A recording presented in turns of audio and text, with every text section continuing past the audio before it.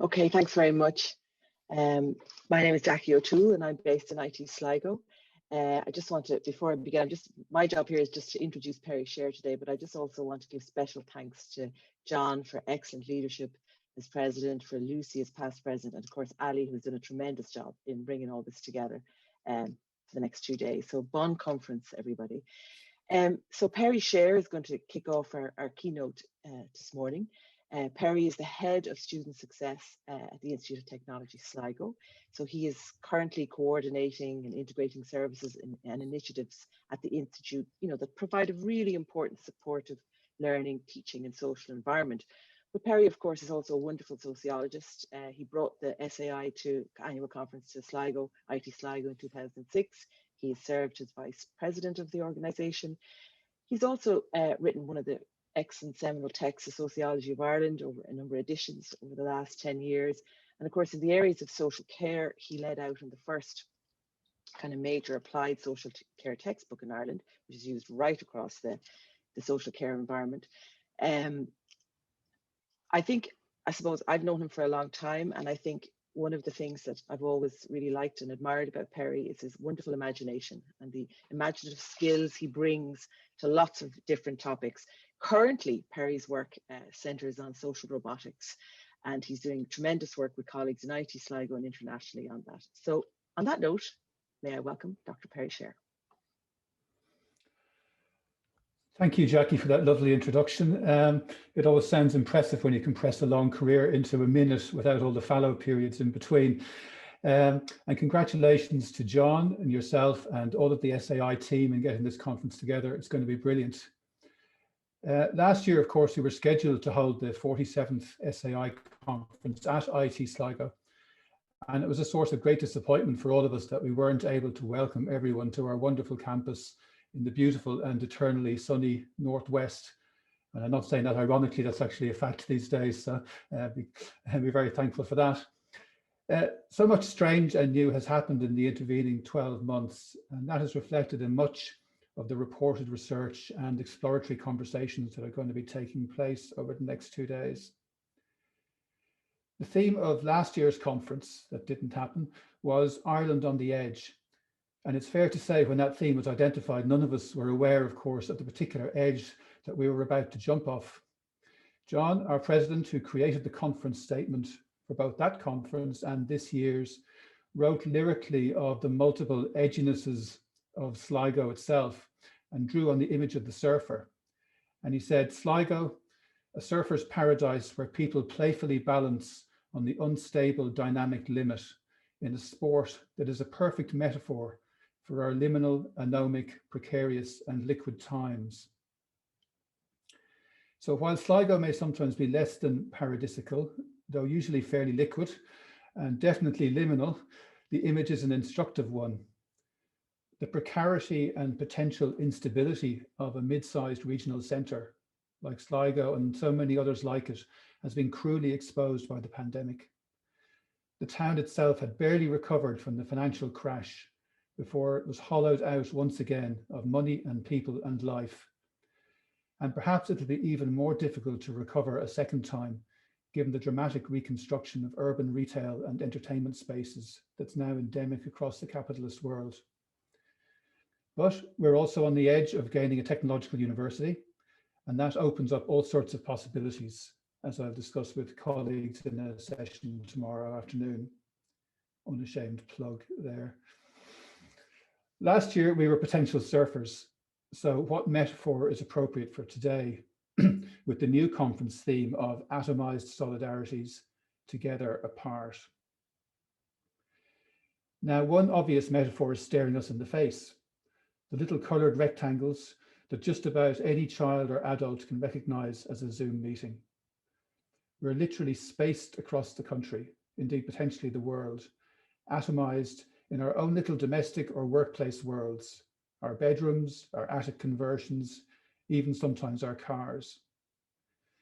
Yet we are brought together by the power of digital technology through its hidden infrastructure and familiar and now fully domesticated devices in a collective encounter that is replete with its own barriers and facilitators, or affordances as product designers term them. So our grease-smeared screens and our muffled, digitally compressed voices, sorry, you're on mute. Is that a legacy hand? Stand in for our current condition. But Zoom is perhaps too close to the realities of everyday life to really constitute a metaphor. Perhaps then we could turn to the most famous Sligonian of them all, if we rightly cede Queen Maeve to County Roscommon, a certain Mr. William Butler Yeats. And what I'm going to be saying now is not original and draws on the insight of Joseph M. Hassett, as expressed in the Irish Times of 21st of November last year. So in 1921, a century ago, Yeats was to be found in his famous tower house, Thur Ballylee, near Gort, County Galway. The previous 3 years had seen Yeats and his family caught up in the aftermath of momentous events: the First World War, the Easter Rising, of which of course he wrote so much, and like 500 million people across the globe, the so-called Spanish flu pandemic of 1918 to 1920, which led to the death of an estimated 50 million people across the world and nearly killed Yeats's own then pregnant wife, Georgie Hyde Lees. While in that tower house, where he, Georgie, and their 2 small children lived off and on for over a decade, Yeats wrote the poem, The Stairs Nest by My Window, at a time when another massively disruptive force, the Civil War, that we are now tentatively trying to commemorate, was raging across the countryside, literally outside of his door. While that poem was primarily a response to the violence and chaos of that particular conflict, one verse speaks to us clearly across the century. And I'm quoting Yeats, "We are closed in and the key is turned on our uncertainty. Somewhere a man is killed or a house burned, yet no clear fact to be discerned. Come, build in the empty house of the stair." And for so many people today, the year just past has been spent in a metaphorical tower. The key turned, the door closed, with death and even fire outside, as we remember the massive forest fires of Siberia, the Amazon, California, or most recently and poignantly and currently, the funeral pyres of India. We also crave the facts, the nightly update on cases, deaths, R numbers, vaccinations, but often there is no clear fact to be discerned. For of course, we live in a period of fake news, distrust of science, and skepticism of all authorities. For many of us, loss and bereavement have not been far away. Yeats himself, ensconced in his tower, reportedly watched the coffins of Civil War victims pass by on the road outside.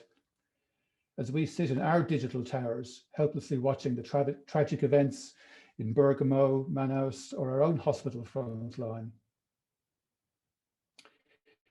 Yet Yeats's final line and the refrain of the poem is, "Come build in the empty house of the stair." And this is the image of an empty starling's nest in the crumbling wall of his tower house, wherein lies the potential, at least, for new life and renewal, of birds and bees and grubs continuing their lives in the face of human destruction. Yeats certainly had a thing for bees. As sociologists, whether we're academics, students, or practitioners in the world outside, we have in some ways been locked into our own defensive tower houses.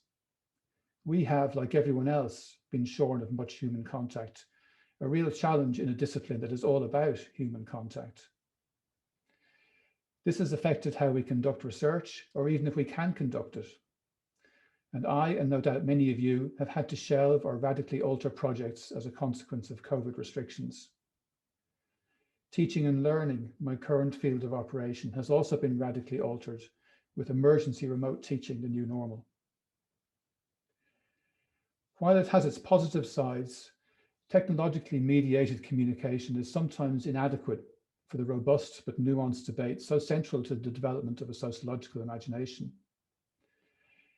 I suspect that despite their manifest advantages, online sociology seminars and workshops lack something of the spark of debate of participants occupying the one space. And I'm sure we'll do everything we can to recreate the ambience of a sociology conference today and tomorrow. But you can't tell me that a virtual experience will foster exactly the types of scholarly communication that evolved on the prow of the Moon River heading up the Shannon. That was our 2006 conference in Sligo. In the dining room of the House Hotel as Michael D delivered an electric call to arms. That was in Galway in a very distant past. Or, God save us, the bar of the Slieve Russell Hotel in Cavan, when the SAI delegates shared incisive sociological insights with not one, but two contemporaneous wedding parties. Perhaps in a time of risk management and safety statements, that's not a bad thing.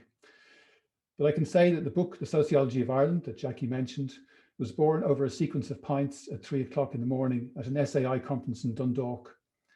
And no doubt many a research project, collaborative paper, or many other types of sociological endeavor was hatched in such an environment. So it is a challenge for us to recreate that ferment of imagination in this virtual space.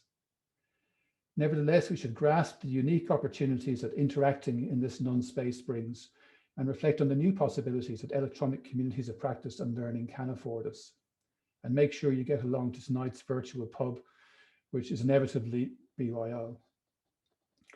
Of course, the experience of living, working and learning in the one space, which in fact brings us back to pre-capitalist and pre-industrial modes of living, has been a challenge for everyone. For students, it's been particularly hard. Programmed to be social learners, they have been confined, like all of us, to the fragmented world of the screen, locked into their own tower houses. Much maligned and scapegoated in the traditional and social media, they have been forced to adapt rapidly to a new way of living that very few of them have sought. So our own IT Sligo students, who were consulted last December via the OpinionX platform, identified key aspects of their lives that were challenging. The complexities of simultaneously living and learning in a domestic environment, the intensity of workload, the confusing communication from decision makers, isolation, loss, stress and worry, and perhaps most vividly, the growing weariness of always being in and on the screen. And those of us fortunate to have work as academics can relate to many of these features of everyday life. Issues of work-life balance, work intensification, unrealistic expectations to produce more and more output, perhaps our own loss and bereavement, and a persistent and underlying sense of stress and tiredness. We too are closed in, and the key is turned on our uncertainty. But lest we all end up making ourselves depressed and miserable, as sociologists, we recognize that there is potential for new ways, new ventures, new questions, and new methods. We can start to build in the empty house of the stair. Some of these new directions will be outlined and discussed at this conference, in fact, many of them. And it's fantastic to see Irish sociology and the SAI in such rude health, as John has just outlined for us. The gradual opening to an yet unknown society provides huge opportunities for sociology. Famously, the 1918 flu pandemic fed into the roaring 20s, when so much social and cultural innovation took place, even in Ireland. As sociologists, we must continue to interrogate the emergence of whatever is coming in our post-pandemic world. As John has put it in the statement for this conference today, there is a sense that things can be different and we can spark imaginations about better arrangements. So I'm really looking forward to the next 2 days. I'm looking forward to getting my COVID jab this afternoon, as I found out tonight. So that's exciting. I'm sure you're looking forward to it. And also to some time in the future when we can meet in Sligo again, have some great conversations and even visit the grave opposite the soccer club that bears his name, in which Mr. Yeats is quite probably not buried. Gurumila Mahagiv.